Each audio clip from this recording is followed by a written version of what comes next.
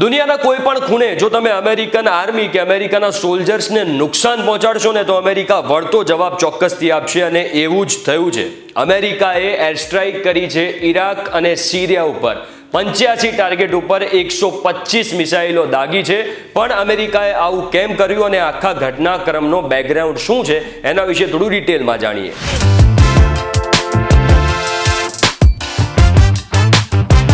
તમે આવી ગયા છો VTV Gujarati.com પર. મારું નામ છે હિમ ખત્રી. સૌથી પહેલા તો એ જાણી લઈએ કે એક્ઝેક્ટલી થયું શું છે. તો અમેરિકાએ એવું નિવેદન આપ્યું છે કે તેણે ઈરાક અને સિરિયા ઉપર એર સ્ટ્રાઇક કરી છે ફ્રાઈડે એટલે કે 3/2/2024 ઈરાક અને સિરિયાના કેટલાક ભાગ ઉપર અમેરિકાએ 85 ટાર્ગેટ ઉપર 125 મિસાઇલો દાગી છે. હવે અહીં આપણે થોડું મેપથી સમજવાનો પ્રયાસ કરીએ તો સાઉદી અરબની બાજુમાં અહીંયા જોર્ડન આવેલું છે અને આ જોર્ડનમાં 28 જાન્યુઆરીએ અમેરિકન પોસ્ટ ઉપર એટલે કે અમેરિકન ચોકી ઉપર કે જ્યાં અમેરિકન આર્મી ડિપ્લોય છે ત્યાં ડ્રોનથી હુમલો કરવામાં આવ્યો હતો, જેમાં 3 અમેરિકન સોલ્જર્સના મૃત્યુ થયા હતા. અને આનો વળતો જવાબ આપવા માટે જ અમેરિકાએ સિરિયા અને ઈરાક પર એર સ્ટ્રાઇક કરી છે.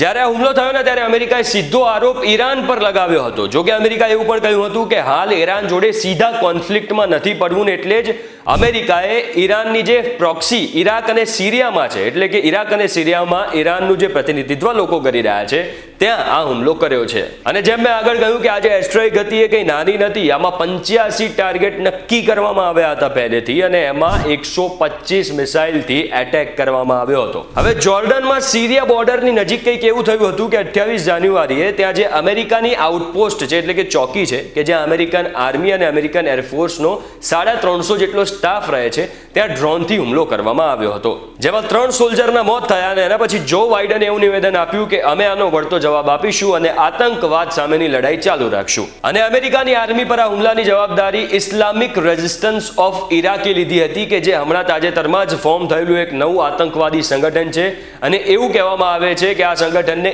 ઈરાન સપોર્ટ કરી રહ્યું છે. જ્યારે જોર્ડનમાં અમેરિકાના 3 સોલ્જર્સના મોત થયા, અમેરિકન આર્મી પર હુમલો થયો ત્યારે જો બાઇડન ઉપર બહુ જ પ્રેશર આવી ગયું હતું કારણ કે વિપક્ષ અને જે અમેરિકી પૂર્વ પ્રેસિડેન્ટ હતા ડોનાલ્ડ ટ્રમ્પ એણે જો બાઇડનની પાર્ટીને બહુ જ વીક ગણાવી હતી એટલે કે નબળી ગણાવી હતી. અને એટલે જ બાઇડને આ હુમલાની પરમિશન આપી છે અને સાથે જેવું પણ કહ્યું છે કે આગામી સમયમાં પણ આવી રીતે જવાબી હુમલા કન્ટિન્યુ રહી શકે છે. જે આ હુમલો છે B-1 બોમ્બરથી કરવામાં આવ્યો હતો અને યુનાઇટેડ સ્ટેટ્સ સેન્ટ્રલ કમાન્ડે પણ આને લઈને ટ્વીટ કર્યું હતું. અને એવું પણ કહેવામાં આવી રહ્યું છે કે આ B-1 બોમ્બરે જે હુમલો કર્યો ને ઈરાક અને સિરિયામાં એ કમાન્ડ સેન્ટર્સ પર કર્યો છે કે જ્યાં ઓલરેડી મિસાઇલ્સ પડી હોય છે, ડ્રોન પડ્યા હોય છે અને અન્ય ઇક્વિપમેન્ટ પડ્યા હોય છે ત્યાં આ હુમલો કરવામાં આવ્યો છે. અને એટલે જ આ કારણોથી અમેરિકાએ ઈરાક અને સિરિયા પર આ એર સ્ટ્રાઇક કરી છે. જો કે આ ઈરાનને વળતો જવાબ છે, ભલે ઈરાનની ટેરેટરીમાં કોઈ હુમલો કરવામાં ન આવ્યો હોય. અને ઓલરેડી મિડલ ઈસ્ટમાં અત્યારે ઘણી બધી તકલીફો ચાલી રહી છે. એ પછી ઇઝરાયલ હમાસ વચ્ચેનું યુદ્ધ હોય,